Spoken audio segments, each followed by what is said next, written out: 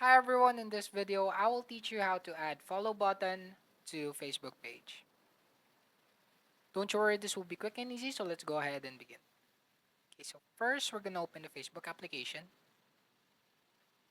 Once you've opened, just head to the menu tab on the top right part of your screen. Tap on the menu icon right below the messenger icon.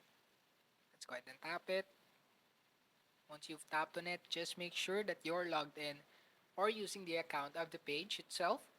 You can check that by checking on the profile tab, seeing the profile icon of the page and the name. And once you've confirmed, all you have to do is to tap on the profile tab to head to your page. Let's go ahead and tap it. Once you've tapped on it, you will see your page.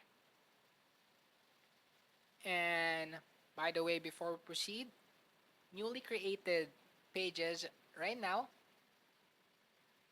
has an automatic follow button activated. But if you still have a classic page or you've created a page back then and it doesn't have the follow button, don't worry, I'll teach you how to enable that button. Okay, so once you're here on your page, you just need to look for the ellipsis button. It is right next to the edit.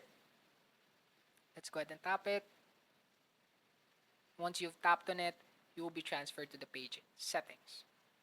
And on the topmost, edit action button is there. That is the one that we're looking for. Let's go ahead and tap it. Once you've tapped on it, you'll be transferred to the edit action buttons. And as you can see, there are only two buttons available here or in my page. To add one, all you have to do is to tap on edit buttons.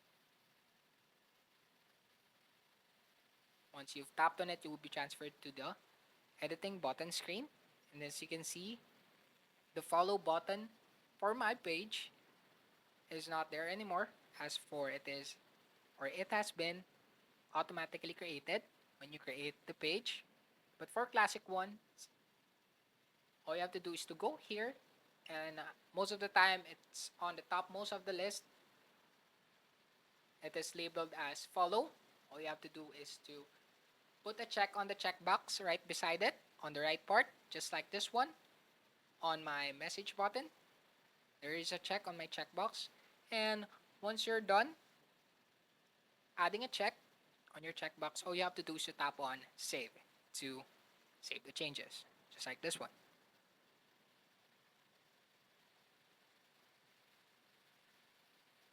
And you will be notified that the configuration has been saved, and you will see that the follow action button has been added here along with the message and learn more and the other buttons that you've activated on your page.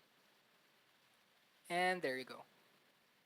That's it for this video. I hope this video helped. Don't forget to like, comment, and subscribe. Also, ring the notification bell for you to be updated for newly uploaded tutorials. And I'll see you in the next video.